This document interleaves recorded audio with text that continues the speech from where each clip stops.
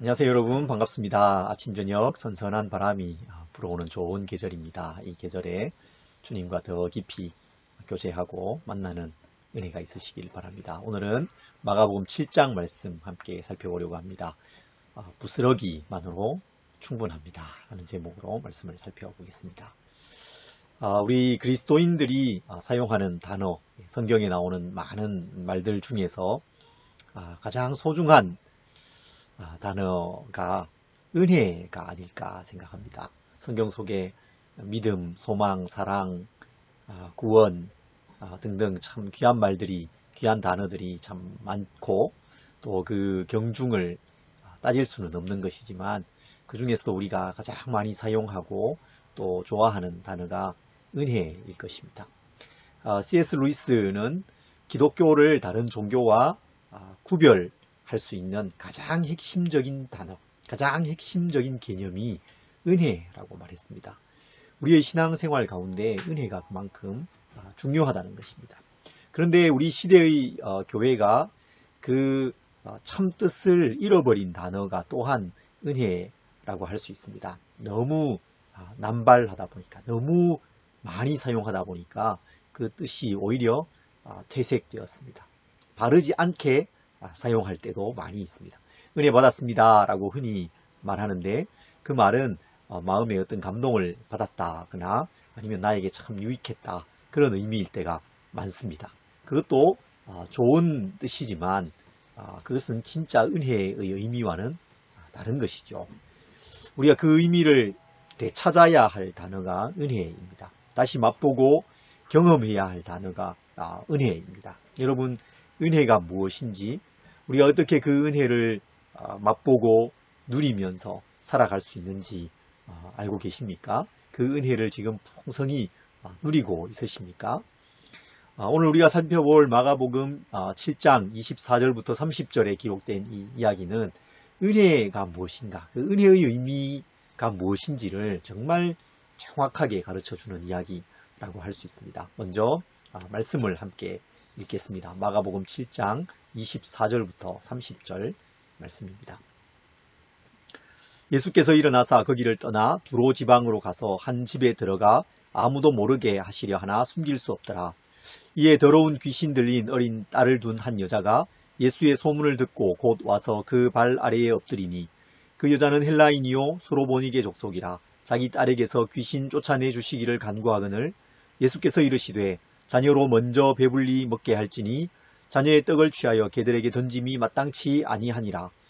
여자가 대답하여 이르되 주여 올소이다마는 상 아래의 개들도 아이들이 먹던 부스러기를 먹나이다. 예수께서 이르시되 이 말을 하였으니 돌아가라, 귀신이 내 딸에게서 나갔느니라 하시매, 여자가 집에 돌아가 본즉 아이가 침상에 누웠고 귀신이 나갔더라.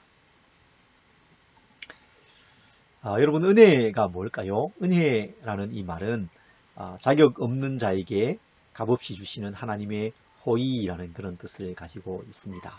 하나님께서 우리 인생들에게 주시는 선물이 은혜입니다.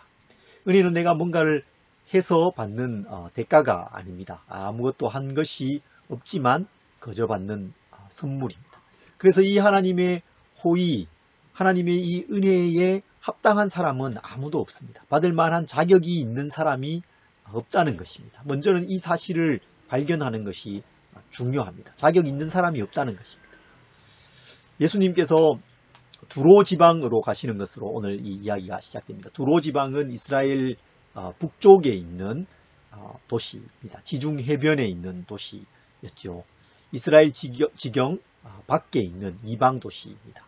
두로로 가시면서 예수님은 자신이 가는 곳을 다른 사람들에게 알려지기를 원치 않으셨습니다. 좀 조용히 가기를 원하셨던 것 같습니다. 그렇지만 예수님의 그 움직임, 그 동선을 숨길 수 없었습니다. 많은 사람들이 이방 땅 두로에서도 예수님을 찾아서 나왔습니다.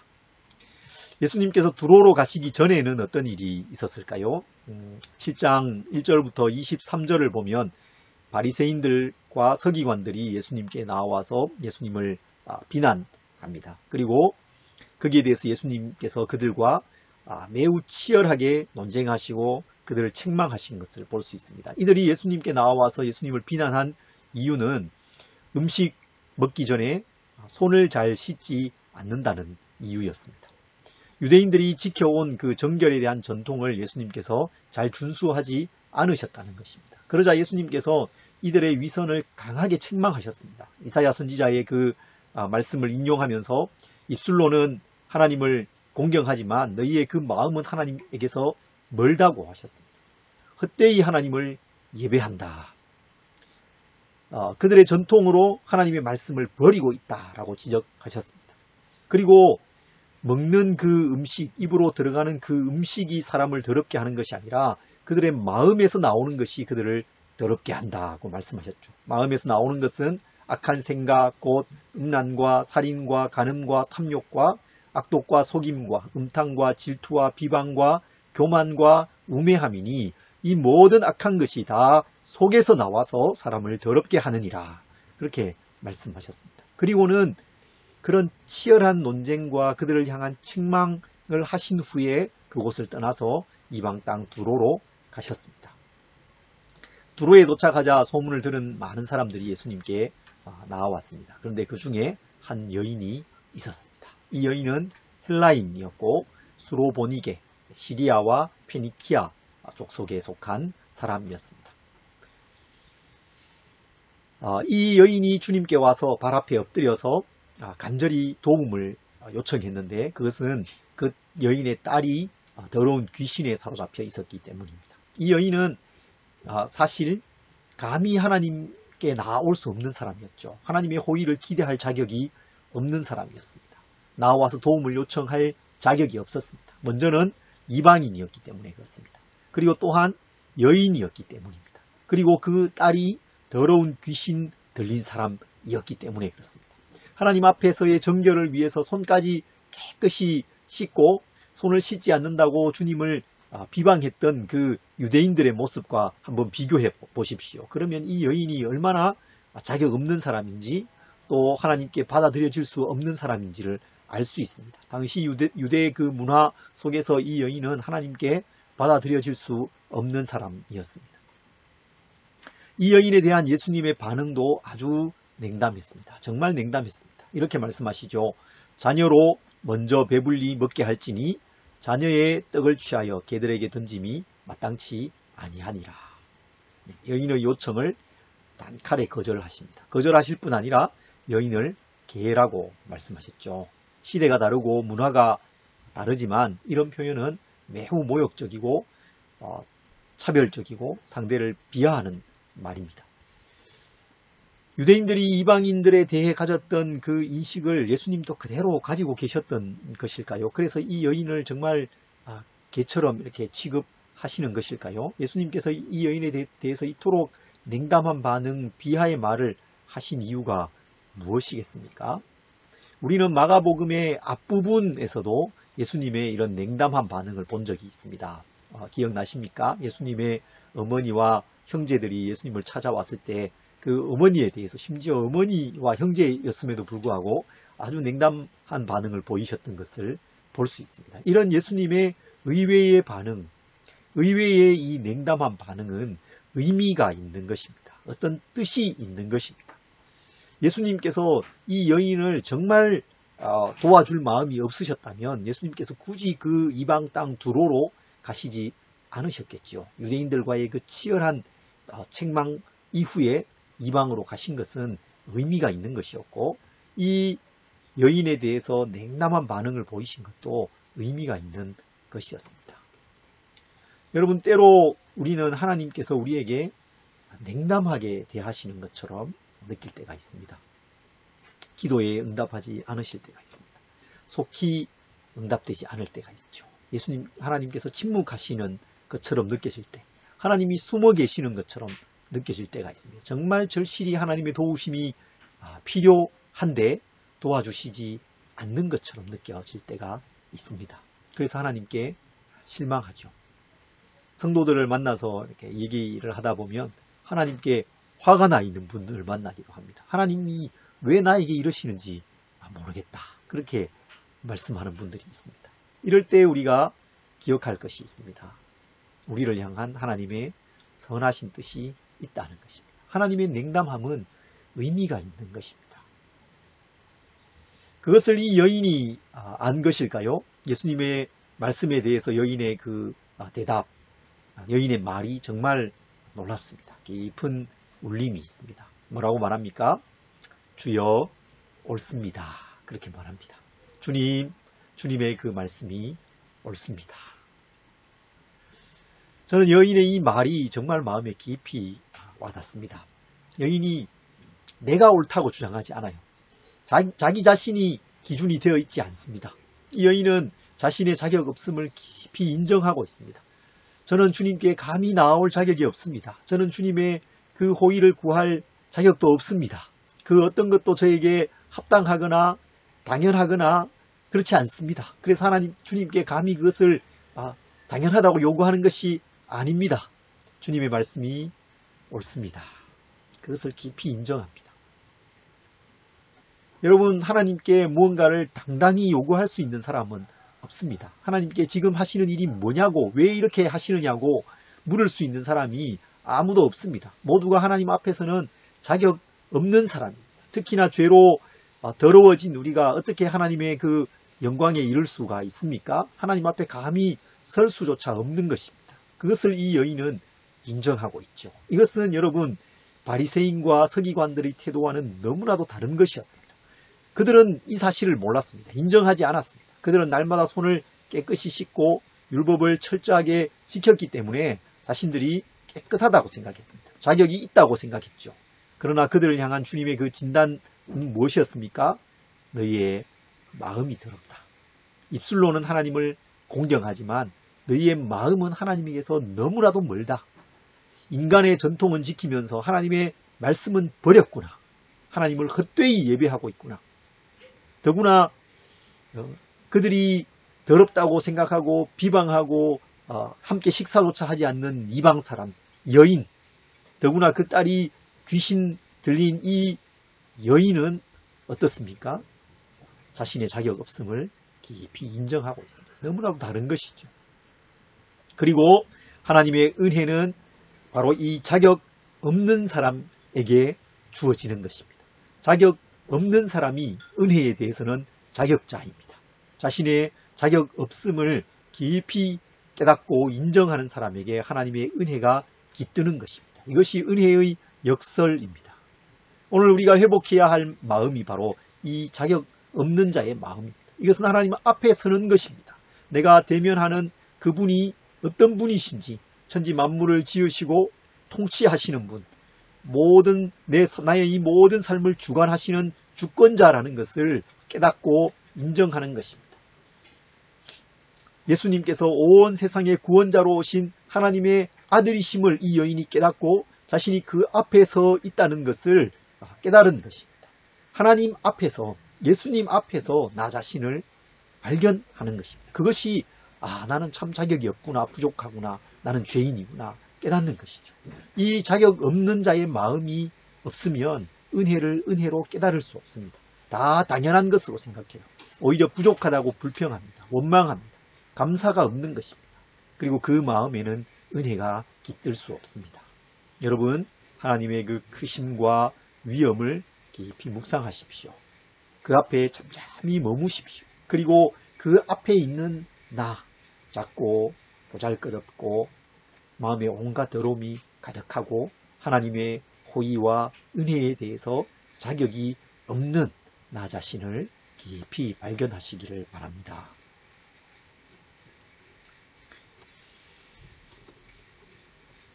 은혜를 구할 자격이 있는 사람은 없습니다. 하지만 하나님의 그 은혜에서 배제되는 사람도 없습니다. 하나님은 어느 누구도 이 은혜에서 배제하시지 않으세요. 버리지는 않으세요. 이것이 오늘 이 본문이 가르치는 두 번째 중요한 사실입니다. 은혜에 대해서 가르쳐주는 중요한 사실이에요. 믿음으로 주님께 나아오는 사람, 가장 낮은 마음으로 하나님의 그 은혜를 사모하는 그 사람이 은혜를 누릴 수 있습니다. 이어지는 이 여인의 말이 아주 놀랍습니다. 이렇게 말하지요. 개들도 주인의 상에서 떨어지는 부스러기를 먹습니다. 먼저 자녀에게 떡을 주는 것 옳습니다. 그 자녀의 떡을 개에게 주는 것 합당하지 않습니다. 저는 그 은혜에 합당한 사람이 아닙니다. 자격 없는 사람입니다. 그러나 개들도 주인의 상에서 떨어지는 그 부스러기는 먹지 않습니까? 그 부스러기라도 저에게 주십시오. 이 여인은 포기하지 않고 주님의 도우심을 구하고 있습니다. 은혜를 사모하며 갈망하고 있습니다. 여러분, 은혜를 사모한다는 것이 어떤 것일까요? 이 여인이 이토록 주님께 엎드려 간구하고 또 모욕적인 그 말을 들으면서도 포기하지 않은 이유가 여러분 무엇이겠습니까? 그것은 이 여인에게 다른 희망이 없었기 때문입니다. 이 여인의 딸에게는 다른 희망이 없었어요. 주님께 은혜를 구하는 것 외에 다른 도리가 없었습니다. 이 여인의 삶은 오직 이 딸에게 달려 있었죠. 이 딸의 회복이 없으면 이 여인의 삶은 의미가 없었습니다. 그래서 이 여인은 지금 주님께서 딸을 고쳐주시는 것만이 유일한 소망이었습니다. 유일한 소망. 다른 방법이 없었어요. 그래서 주님께 엎드려서 간구하고 도우시기를 요청하는 것이죠. 포기하지 않는 것이죠. 제가 깨닫는 것이 이것입니다. 이게 은혜를 사모하는 것이구나. 사모한다는 것이 바로 이런 것이구나. 다른 방법은 없는 거죠. 이것밖에 없는 거죠. 우리에게는 방법이 너무 많지요. 이 사람, 저 사람 도움을 구할 수 있습니다. 이 방법, 저 방법 있습니다. 그래서 간절함이 없죠. 기도 외에 정말 다른 도리가 없다.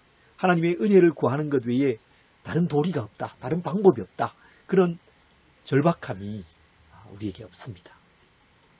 그래서 은혜를 구하기도 하고 은혜가 좋은 줄 알지만 그것을 정말로 사모하지는 않는 것입니다. 그 사모함은 없는 것이죠.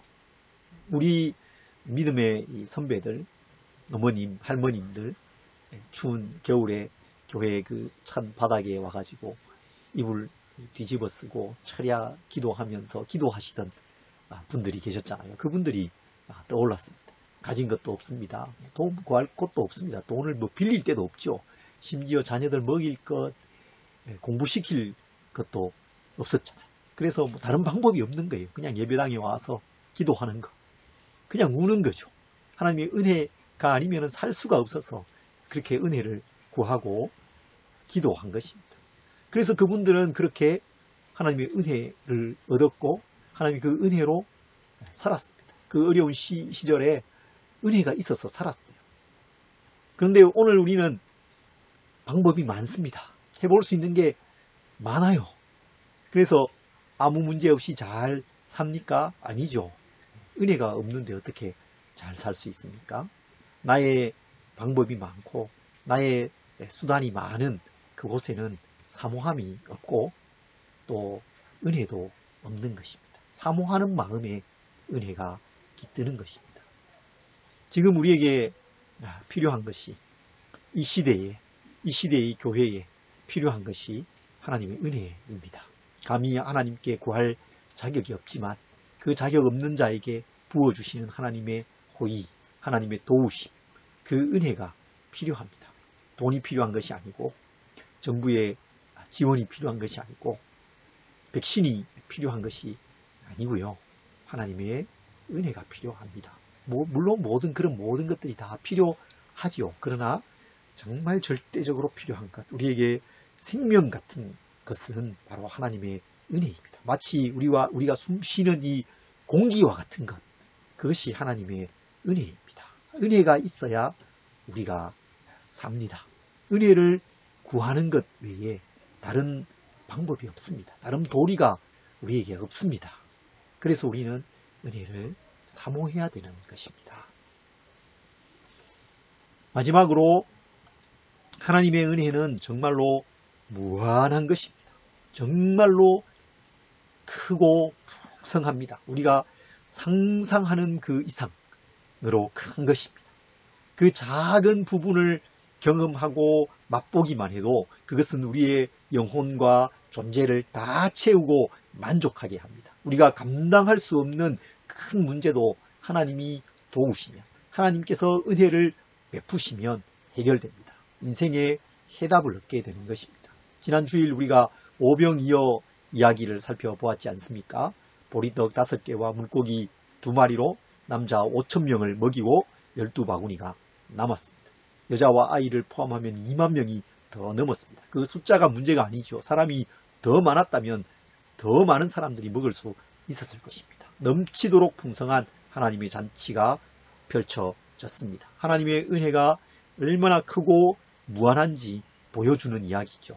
오늘 말씀 가운데서는 이 놀랍고 풍성한 그 하나님 나라의 잔치에 이 여인이 참여하고 있음을 볼 수 있습니다. 하나님 나라의 그 잔치에 부스러기가 얼마나 많았습니까? 12바구니에 남는 것을 채울 수 있을 만큼 많았습니다. 주님은 그 부스러기를 이 이방 여인에게 나누어 주기를 마다하지 않으셨습니다. 그것을 기꺼이 그 여인에게 주고 계십니다. 그리고 그 부스러기만으로도 충분했습니다.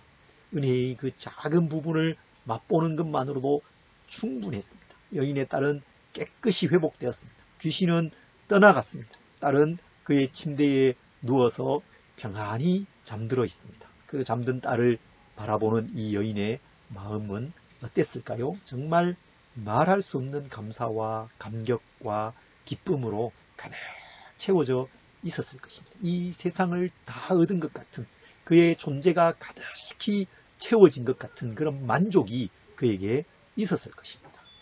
하나님의 무한한 은혜에 가닿은 사람의 마음이 바로 그런 것입니다.